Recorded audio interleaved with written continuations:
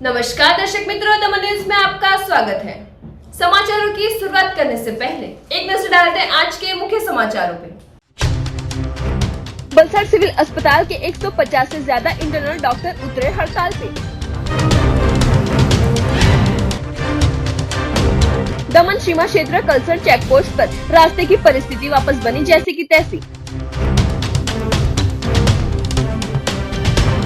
दादरा नगर हवेली और दमन दीव के 10वीं और 12वीं कक्षा के रिपीटर छात्रों की परीक्षा हुई शुरू।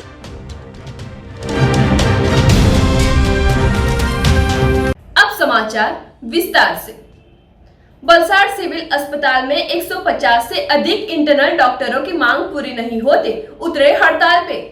कोरोना काल में कोरोना दर्दियों के इलाज में मदद करने वाले राज्य के इंटरनल डॉक्टरों को सरकार द्वारा प्रोत्साहक राशि और नकद राशि देने की घोषणा की थी, जो कि कोरोना काल में भी खराब परिस्थिति में इलाज करने वाले बलसाड़ GMIRS अस्पताल के इंटरनल डॉक्टरों को अभी तक सरकार द्वारा करने में आई घोषणा का कोई भी लाभ नहीं मिलते और कई बार डॉक्टरों द्वारा सरकार समक्ष इनके किए गए वादों को पूरा करने की मांग की थी, लेकिन बलसाड़ सिविल अस्पताल में GMIRS अस्पताल के 150 से अधिक इंटरनल डॉक्टरों की किसी भी मांग को पूरा नहीं करने पर आज से हड़ताल पर उतरे हैं, जिसके कारण बलसाड़ सिविल अस्पताल में आने वाले मरीजों के इलाज में थोड़ी असर देखने को मिल रही है।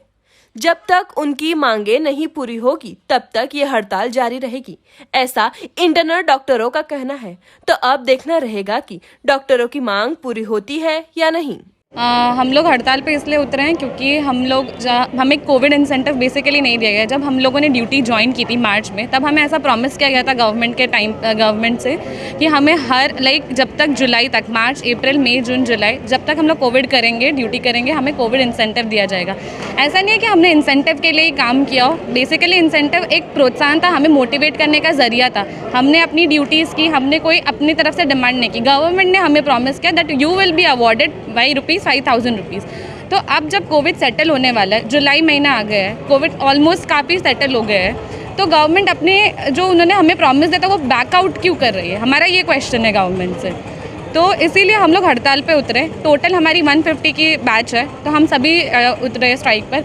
बट हमने सारी सर्विसेज विड्रॉ की है एक्सेप्ट इमरजेंसी सर्विसेज जो चालू है अभी भी।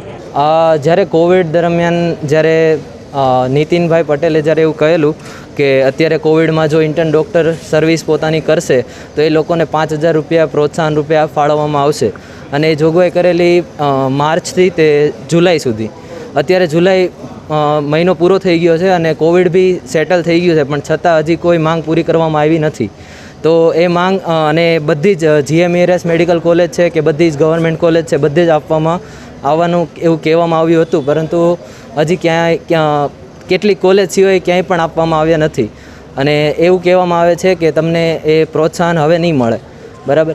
અને આ કેટલીક જેમ કે ગોત્રી છે, પછી સુરત સિવિલ હોસ્પિટલ છે, પછી બીજે મેડિકલ હોસ્પિટલ છે, ત્યાં મળી ગયું છે, પણ બાકીની બધી કોલેજમાં આપવાની ના પાડે છે. તો આવું અલગતા કેમ કે ભાઈ કેટલીક GMIRSમાં આપવામાં આવે છે તો કેટલીક GMIRSમાં કેમ નહીં? તો એની માટે હડતાલ છે અને અત્યારે આ હડતાલમાં સંપૂર્ણપણે કામકાજ બંધ રાખેલું છે. એટલે જ્યાં સુધી આ માંગ પૂરી ના થાય કે પ્રોત્સાહન આપવામાં આવેલું કે એવું કહેવામાં આવ્યું હતું પણ હજી આપવામાં આવ્યું નથી, તો જ્યાં સુધી આપવામાં ના આવે ત્યાં સુધી આ હડતાલ ચાલુ રહેવાની છે. હા, એવું જ કે જ્યારે એમને કોવિડ જ્યારે પીક હતો ત્યારે સામેથી એવું કીધું કે તમને તમારી સ્ટાઇપેન્ડ સિવાય પણ બીજા 5,000 પ્રોત્સાહન રૂપે આપવામાં આવશે, પણ જ્યારે કોવિડ પૂરો થયો તો હવે એ લોકો ના પાડે છે કે હવે નહીં મળે પ્રોત્સાહન કે એવું કંઈ. સ્ટાઇપેન્ડના પર મંથ એ લોકો 5,000 રૂપિયા આપવાના હતા, પરંતુ હવે હમણાં તો એ આપવાના જ નથી. 3 મહિના માટે એમણે જોગવાઈ કરેલી પણ હજુ એ આપ્યા નથી. અમારા ઇન્ટર્ન ડૉક્ટર્સ જે ટ્રેનિંગ ડૉક્ટર હોય છે એ સ્ટ્રાઇક પર છે. એ 166 ઇન્ટર્ન ડૉક્ટર છે, એમાંથી 4 જે ફોરેનથી કરેલા ઇન્ટર્ન ડૉક્ટર છે તે બી છે અમારી પાસે. એ લોકો છે કામ પર, બાકીના સ્ટ્રાઇક પર છે. અને એ લોકો ઇન્ટર્ન ટ્રેનિંગ ડૉક્ટર હોય એટલે એ લોકોની ઉપર તો અમારી પાસે JRSR ફેકલ્ટી બધા હોય જ છે. તો એ લોકોની જગ્યાએ હવે એ લોકો બધું આ પેશન્ટ મેનેજમેન્ટનો વર્કલોડ સંભાળશે. અને એ સિવાય અમારી પાસે 28 બોન્ડેડ મેડિકલ ઓફિસર્સ બી છે જે કોવિડ માટે રિક્રુટ થયા છે તો હમણાં કોવિડનો ભાર ઓછો છે તો એ લોકો બી અમે બાકીની હેલ્પ માટે યુઝ કરીશું. અમે એ લોકો એકચ્યુઅલી અમારી પાસે નહીં આવે, એ ડીન પાસે આવે. એ લોકોએ એક એપ્લિકેશન આપી હતી કે ઇન્સેન્ટિવ આપવાના, તો એ અમે ગાંધીનગર મોકલેલી છે, એ ફોરવર્ડ કરેલી છે. दमन सीमा क्षेत्र कलसर चेक पोस्ट पर रास्ते की परिस्थिति बनी बद से बदतर। वाहन चालकों को गड्ढों में ढूंढना पड़ रहा है रास्ता। संघ प्रदेश दमन और गुजरात को जोड़ते सीमा क्षेत्र पातलिया ब्रिज के पास कलसर चेक पोस्ट पर पिछले 15 दिन पहले ही रास्ते पर पड़े हुए बड़े बड़े खड्डों से वाहन चालकों को काफी दिक्कतों का सामना करना पड़ रहा था, जो कि दमन न्यूज में प्रसारित हुए समाचार के बाद कार्यवाही करते हुए दमन प्रशासन द्वारा योग्य तंत्र द्वारा खड्डों की मरम्मत की गई थी। पर सिर्फ 15 दिनों के अंदर ही की गई मरम्मत वापस जैसे थे वैसी की परिस्थिति में आ गई है। बड़े बड़े खड्डों की वजह से अब वापस वही परिस्थिति बनी हुई हो, वाहन चालकों को खड्डों में से रास्ता ढूंढना पड़ता है। ऐसे में मरीजों के साथ एम्बुलेंस की गाड़ियां पसार होती हो, उन्हें भी काफी दिक्कतों का सामना करना पड़ रहा है। रास्ते पर इतने बड़े बड़े खड्डे हो गए हैं कि वाहन चालकों को जैसे ऊंट सवारी करके जाते हो ऐसा लगता है। रास्ता ढूंढने की तो बात ही एक तरफ, गड्ढों में रास्ता बना के चलना पड़ता है। परिस्थिति को देखकर वहां पर पार्टी पुलिस द्वारा ड्यूटी पर तैनात पुलिस कर्मियों द्वारा पत्थरों के साथ टूटे ब्लॉक डालकर गड्ढों को भरा गया। पर प्रशासन द्वारा की गई रास्ते की मरम्मत को देखकर अब लोग सिर्फ पुताई की गई होने का बात कर रहे हैं। तो अब देखना रहेगा कि फिर से खड़ी हुई इस समस्या को लेकर कैसे कदम उठाए जाते हैं, या फिर वाहन चालकों के इसी परिस्थिति के साथ चलना पड़ेगा। ये तो अब आने वाला समय ही बताएगा।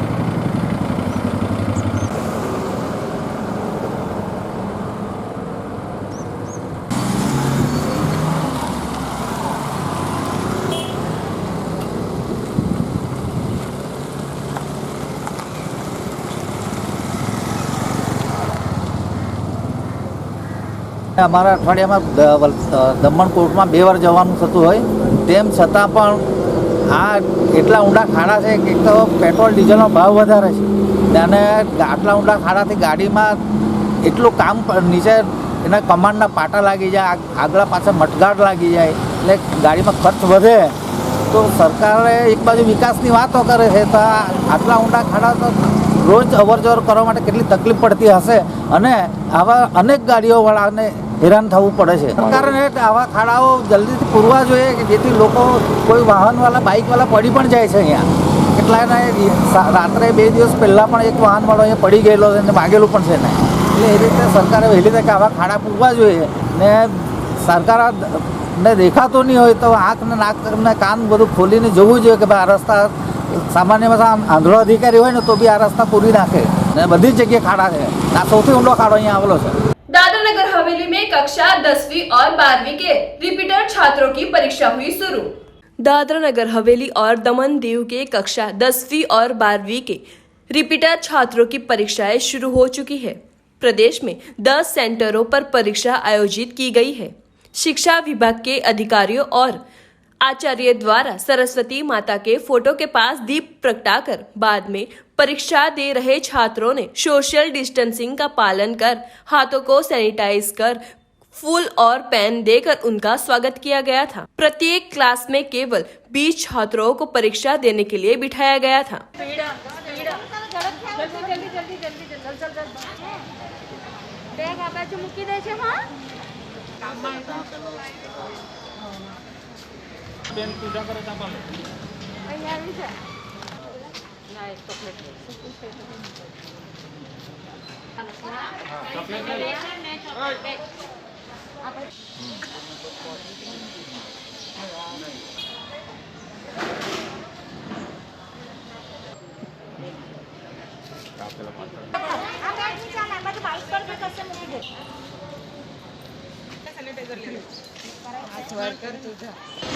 રિપીટર એક્ઝામ જુલાઈ 2021 10મા ધોરણનું સેન્ટર ગવર્મેન્ટ હાઈસ્કૂલ સેલવાસા ઝંડા ચોકટામાં આપવામાં આવ્યું છે. આજે અમારા 5 બ્લોક છે, મેક્ઝિમમ 10 બ્લોક છે અને એના માટે અમે પૂરેપૂરી વ્યવસ્થા કરી દીધી છે. કોવિડ-19ની ગાઈડલાઇન જે બોર્ડમાંથી તથા અમારા એજ્યુકેશન ડિપાર્ટમેન્ટમાંથી ડાયરેક્ટર ઓફ એજ્યુકેશન એમણે જે અમને સૂચના આપી છે તે પ્રમાણે અમે દરેકે દરેક વ્યવસ્થા કરી છે. આખી સ્કૂલ સેનિટાઈઝ કરી નાખી છે. દરેક છોકરાઓને માસ્ક, અગર છોકરાઓ માસ્ક નહીં લાવ્યા હોય તો અમે લોકોએ એની વ્યવસ્થા રાખી છે. ડૉક્ટરની વ્યવસ્થા છે, પોલીસની વ્યવસ્થા છે, સેનિટાઈઝર અમે રાખ્યું છે એટલે એ લોકોને સેનિટાઈઝ કરીને મોકલાવીએ છીએ. પાણીની વ્યવસ્થા રાખી છે.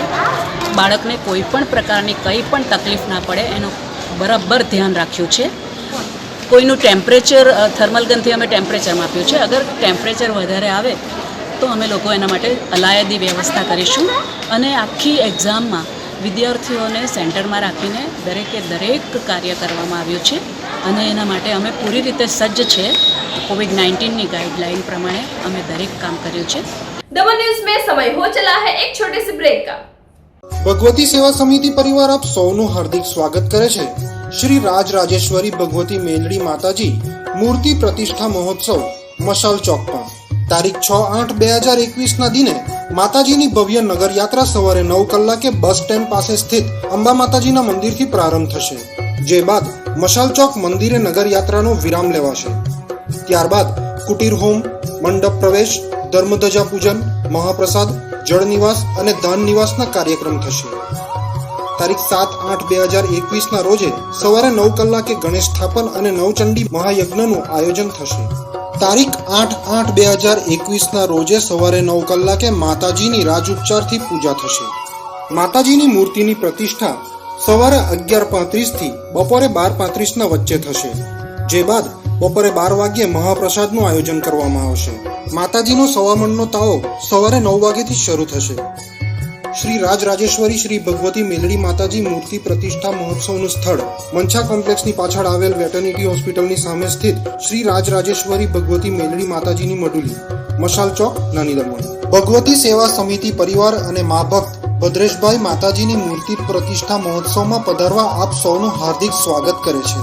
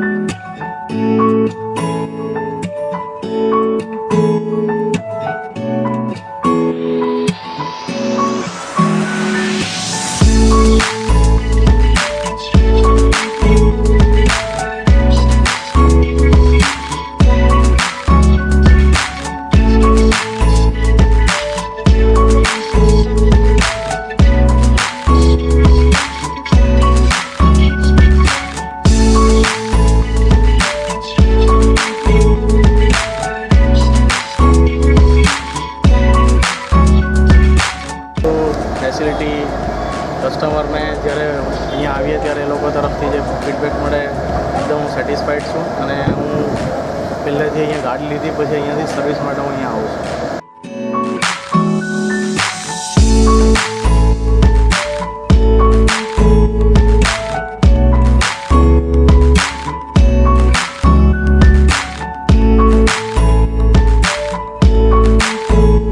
ब्रेक के बाद आपका स्वागत है. सिलवासा स्मार्ट सिटी का शुरू हुआ पहला इलेक्ट्रिक चार्जिंग स्टेशन. संघ प्रदेश दादरा नगर हवेली के सिलवासा शहर को भारत सरकार द्वारा स्मार्ट शहर में शामिल किया गया था, जिसके बाद दादरा नगर हवेली में सिलवासा स्मार्ट सिटी विभाग की स्थापना की गई थी. इस विभाग की स्थापना के साथ ही सिलवासा शहर को स्मार्ट बनाने के लिए तेजी से काम शुरू कर दिया गया था, जिसके तहत सिलवासा शहर की यातायात सुविधा को इलेक्ट्रॉनिक से प्राप्त हो चुकी है और वह दादरा नगर हवेली वासियों के लिए समर्पित हो चुकी है.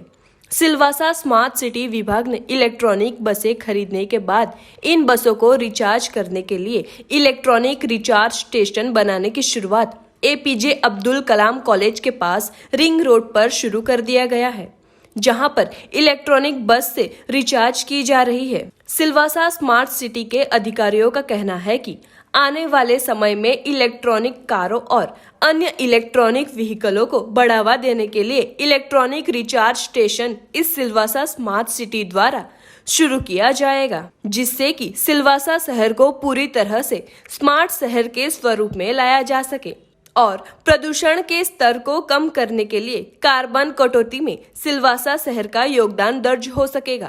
सिलवासा स्मार्ट सिटी ने ये पहला चार्जिंग स्टेशन शुरू किया है, जहाँ पे फ़िलहाल हमारी 10 बसें चार्ज होगी. ये बसें प्योर इलेक्ट्रिक बसेस हैं, जिससे शहर में कार्बन का एमिशन काफ़ी कम हो जाएगा. और ये बसें ऐसी बसें हैं जो कि पब्लिक ट्रांसपोर्ट में प्योर इलेक्ट्रिक बसेस यूज़ कर रही है, जो कि सिर्फ सिलवासा में नहीं पूरे भारत में ये एक ऐसा डेपो है जो प्योर इलेक्ट्रिक है और पूरा पब्लिक ट्रांसपोर्ट यहाँ पे इलेक्ट्रिक मोड की ही बसें यूज़ कर रहा है. और ये बसें फ़िलहाल हम इंटरसिटी भी चला रहे हैं और जो कि सिलवासा से खानवेल, मांदोनी, दुधनी जाएगी और आउटर सिटी में भी सिलवासा से वापी होके दमन तक भी जाएगी. सिलवासा दमण અમારો આવજાવન થાય છે. આ બસ પહેલે નહીં હતી, અત્યારે વિકતી છે સરકારે, પણ અત્યારે સુવિધા સારી છે. બસમાં AC છે, બેસવાની જગ્યા અત્યારે મળી જાય છે. અને સિલવાસથી દમણ પહેલે રિક્ષામાં અને ટેક્સીમાં આવવા જવાનું બહુ મુશ્કેલ પડતું હતું. અત્યારે બસ મૂકી છે સરકારે, ધન્યવાદ સરકાર તરફથી. बलसाड़ के साउंड सिस्टम और डीजे संगठन ने आने वाले त्योहार में डीजे और साउंड सिस्टम की परमिशन की मांग के साथ जिला कलेक्टर को सौंपा गया आवेदन पत्र. कोरोना महामारी के चलते लोगों को काफी दिक्कतों का सामना करना पड़ रहा है, जिसमें खासकर आर्थिक परिस्थिति के हालत इतने बिगड़े हैं कि आवक का जो जरिया था वो बंद होते लोगों की हालत अब ज्यादा बिगड़ रही है. अब कोरोना के केस थोड़े कम हो रहे हो, परिस्थिति थोड़ी संभलते हुए दिखाई दे रही है, तो पिछले 1.5 साल से कोरोना महामारी को लेकर बंद रहे साउंड सिस्टम और डीजे के व्यवसाय के लिए आने वाले त्योहार जैसे कि जन्माष्टमी, गणेश चतुर्थी, नवरात्रि, विवाह प्रसंगों और अन्य कार्यक्रमों के साउंड एंड डीजे के व्यवसाय को फिर से शुरू करने की मांग के साथ बलसाड़ साउंड सिस्टम और डीजे के संगठन ने गुरुवार के रोज जिला कलेक्टर को आवेदन पत्र सौंपा था. पिछले 1.5 साल से व्यवसाय बंद रहते, बैंक की किस्त, गोडाउन के भाड़े चालू रहते इस व्यवसाय से जुड़े लोगों को गुजरान चलाना काफी मुश्किल हो रहा था. सिस्टम एंड डीजे संगठन ने नई कोरोना गाइडलाइंस के मुताबिक दूसरे व्यवसाय को मिली छूट की तरह इस व्यवसाय को भी परमिशन मिले ऐसी मांग के साथ बलसाड़ जिला कलेक्टर को आवेदन देकर रजूआत की गई थी. અમે ડીજે અને ઓર્કેસ્ટ્રાવાળા બધા ભાઈઓ આજે અમારા 1.5 વર્ષથી જ્યારથી કોવિડ-19 આવ્યું છે ત્યારથી અમારો ધંધો વ્યવસાય બંધ છે. તો અમે આગળ પણ રજૂઆત કરેલી અને હમણાં પણ કલેક્ટર મેમને અમે રજૂઆત કરી છે કે મેમ અમારા આજે છેલ્લા 1.5 વર્ષથી ધંધો બંધ છે, તો અમારા લોનના હપ્તા ભરવાના, અમારું ઘર પરિવારનું ગુજરાન ચલાવવાનું ઘણું દયનીય બની ગયું છે. તો મેમ અમને થોડી ઘણી કંઈ રાહત મળે. હમણાં સરકારશ્રીની નવી ગાઈડલાઇન આવી છે કે હમણાં 150 માણસોને જેઓને બી છૂટછાટ લગ્ન પ્રસંગ કે સામાજિક કે ધાર્મિક પ્રસંગમાં જે છૂટ મળી છે તો અમને પણ થોડી ઘણી છૂટછાટ મળે જેથી કરીને અમારો ધંધો કે વ્યવસાય ચાલુ થાય તેવી અમે માંગણી મેમ પાસે કરી છે. મેમે અમને એવો સારો એવો જવાબ આપ્યો છે કે હું આગળ જોઈશ અને તમને વિચાર કરીને પછી તમને જવાબ આપીશ. મારી સાથે ડીજેના એસોસિએશનમાં લગભગ 125 થી 30 માણસો મારી સાથે જોડાયેલા છે ને આખા જિલ્લાના છે. કોઈ ઉદવાડાથી, વાપીથી, પારડીથી, ડુંગરીથી, જિલ્લાના મતલબ ધરમપુરથી, કપરાડા બધેથી જ છે ને લગભગ 125-130 માણસો જે છે ને આજે મોટી સંખ્યામાં મારા બધા ભાઈઓ અહીં આવ્યા છે. वलसाड जिला के कपराड़ा तहसील में दक्षिण गुजरात वीज कंपनी लिमिटेड द्वारा किया गया आकस्मिक चेकिंग. बलसाड़ जिला के कपराड़ा तहसील में दक्षिण गुजरात वीज कंपनी लिमिटेड द्वारा आकस्मिक चेकिंग किया गया था. चेकिंग के दौरान बिजली चोरी करने वाले लोगों को पकड़ा गया था. कपराड़ा तहसील के सुथारपाड़ा, नानी चीचपाड़ा, टोकरपाड़ा, बोरपाड़ा, 5 वेरा जैसे गांवों में अचानक की गई चेकिंग के दौरान बिना बिजली बिलों के चोरी से चला रहे उपकरणों के साथ इलेक्ट्रॉनिक मोटर पंप भी चोरी से लोग चला रहे थे. ऐसे वीज चोरी करते ग्राहकों से DGVCL द्वारा 19,000 का दंड वसूला गया. समाचारों के अंत में आइए एक नजर डालते हैं आज के मुख्य समाचारों में. बलसाड़ सिविल अस्पताल के 150 से ज्यादा इंटरनल डॉक्टर उतरे हड़ताल पे. दमन सीमा क्षेत्र कलसर चेक पोस्ट पर रास्ते की परिस्थिति वापस बनी जैसी की तैसी. दादरा नगर हवेली और दमन दीव के 10वीं और 12वीं कक्षा के रिपीटर छात्रों की परीक्षा हुई शुरू.